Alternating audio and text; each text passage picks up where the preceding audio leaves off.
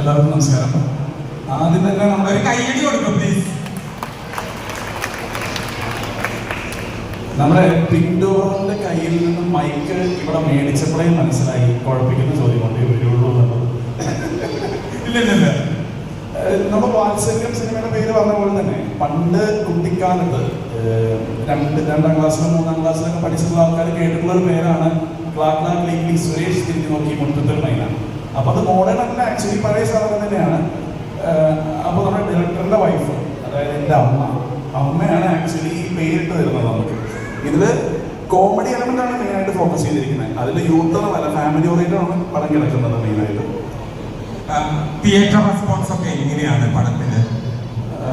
വളരെ സന്തോഷത്തിലാണ് പോയിക്കൊണ്ടിരിക്കുന്നത്. ഇപ്പോൾ സെക്കൻഡ് വീക്ക് കഴിഞ്ഞിട്ട് ഇന്ന് തേർഡ് വീക്ക് കയറി നിൽക്കുന്ന ദിവസമാണ് പടം. തേർഡ് വീക്കിലേക്ക് എല്ലാവരും കയ്യടി കൊടുക്കും. ഇത്രയും പുതുമുഖങ്ങൾ വന്നിട്ട് ഇത്രയും നല്ലൊരു റെസ്പോൺസ് പടത്തിന് കിട്ടുക എന്ന് പറഞ്ഞിട്ടുണ്ടെങ്കിൽ അത് ചെറിയൊരു കാര്യമല്ല. നിങ്ങൾ ഹാപ്പി അല്ലേ?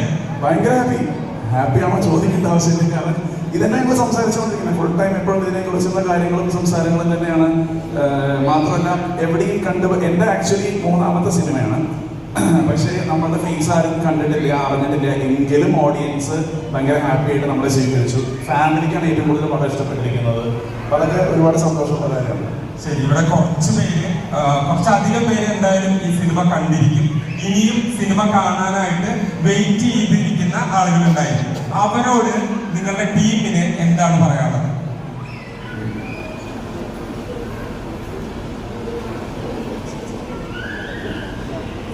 അതായത് ഈ ഒരു മൈക്കിൽ പറയുന്നത് കേട്ടിട്ട് വേണം ബാക്കിയുള്ള ആളുകൾക്ക് തിയേറ്ററിൽ എത്താനായിട്ട്.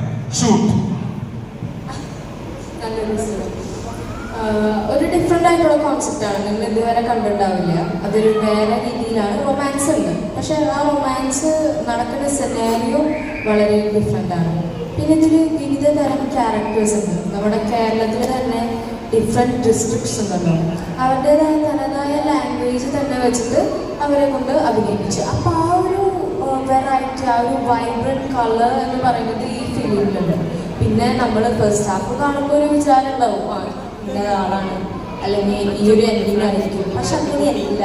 സെക്കൻഡ് ഹാഫ് എത്തുമ്പോഴാണ് അയ്യോ ഇങ്ങനെയായിരുന്നു. എൻ്റെ ഫ്രണ്ട്സ് വരെ കാണുമ്പോൾ അവർക്ക് തന്നെ ഒരു പിടുത്തം കിട്ടില്ല, എങ്ങനെയാണ് ഈ പടം പോണേ, ഒരാൾക്ക് അതെത്തി പെടുന്നു. അപ്പോൾ ആ ഒരു രീതിയിൽ അപ്പോൾ എല്ലാവർക്കും കാണുമ്പോൾ ഇഷ്ടമാവും. ഫാമിലി മൂവിയാണ്, എല്ലാവരും ത്രില്ലർ, കോമഡി, റൊമാൻസ്, നിങ്ങൾക്ക് ഇതിന് കുറേ കാര്യങ്ങൾ പഠിക്കാൻ പറ്റും ആൻഡ് എൻജോയ് ചെയ്യാം. So it's gonna B good. Okay, ഇനി ഞാനൊരു കാര്യം കൂടി ചോദിക്കുകയാണ്. നിങ്ങളുടെ റിയൽ